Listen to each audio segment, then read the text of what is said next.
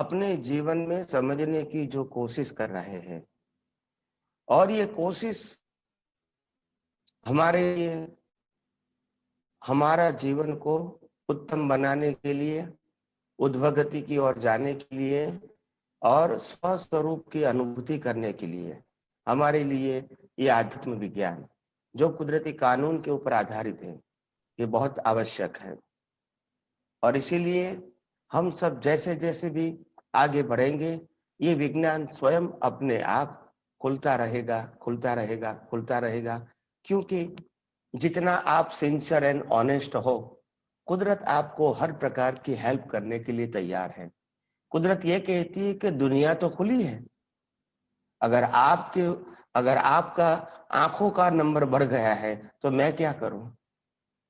ऐसे यहाँ आंखों का नंबर नहीं, यहाँ अज्ञानता के आंखों का नंबर जो मेरा बढ़ गया है, इसीलिए दुनिया की वास्तविकता मेरे को समझ में नहीं आती है। जैसे जैसे अज्ञान खत्म हो जाएगा, होता रहेगा, वैसे वैसे ये दुनिया की वास्तविकता, सनातन सत्य की सच्चाई और सैद्धांतिक सच्चाई धीरे धीरे अपने आप स्वयं खुली हो जाएगी। क्योंकि वैसे आत्मा तो अनंत शक्ति वाला है ही, और जगत तो कभी किसी को अवरोध रूप नहीं बनता है। तो इसीलिए ये आध्यात्म विज्ञान जैसे जैसे हम सबको समझ में आएगा, जैसे जैसे हम यही विज्ञान को उपयोग करते करते करते अपने ही अज्ञान को हम मिटाते रहेंगे, भीख और भय को समाप्त करते रहेंगे और मालिक की भाव, कर्ता भाव, रिलेटिव सत्य का खत्म करते रहेंगे, वैसे वैसे ये दुनिया का सनातन सत्य अपने आप स्वयंभू ही खुला हो जाएगा। सिर्फ आपकी सिंसियरिटी और ऑनेस्टी चाहिए।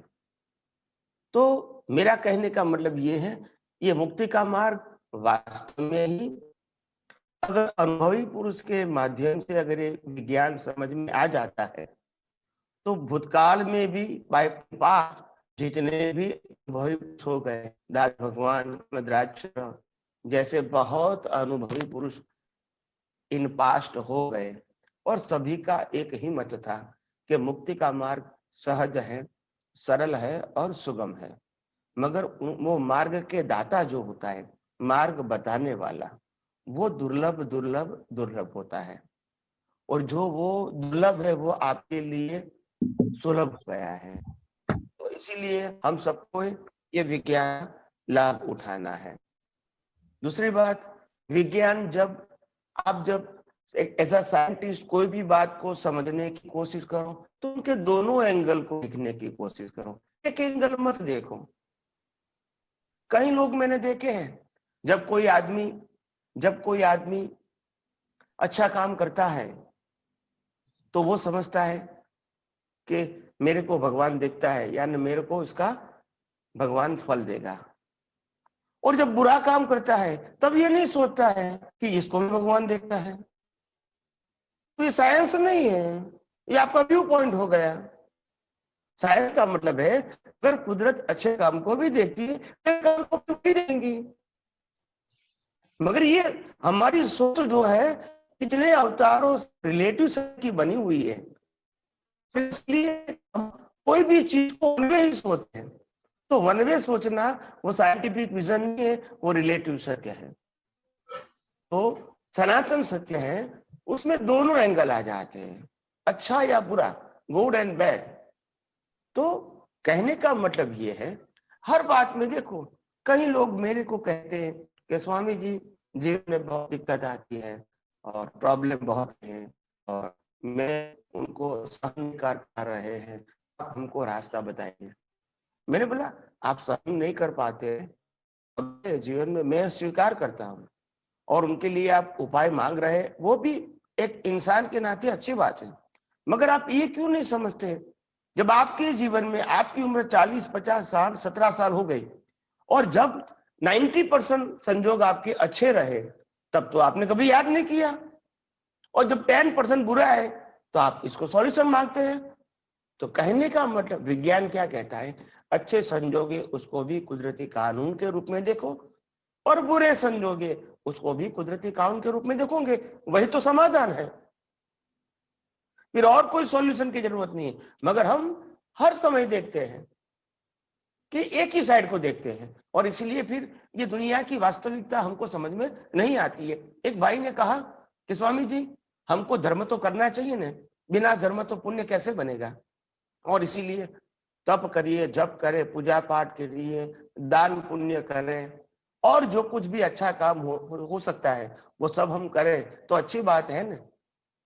तो मैंने बोला, आप कोई भी अच्छा काम करोगे प्रकृति से, उसमें कोई बुराई तो नहीं है, मगर आप अच्छे काम करने के बाद आप पुण्य की जो अपेक्षा रखते हैं, अच्छे काम करने के बाद जो पुण्य की अपेक्षा रखते हैं, इतना ख्याल रखना, आपसे जो बुरे काम होंगे उसका पाप का भी फल आपको ही मिलेगा, क्योंकि साइंस दोनों जगह काम करेगा।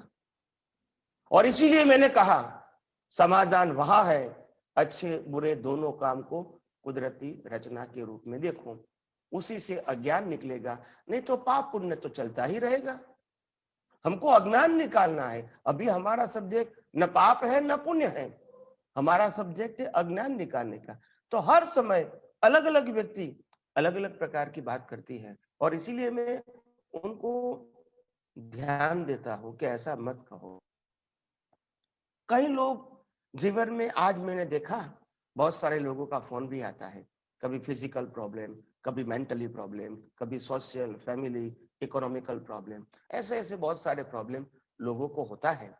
मेरे पास फोन भी आता है, हर रोज आता है, और लोग समाधान भी उसका मांगता है।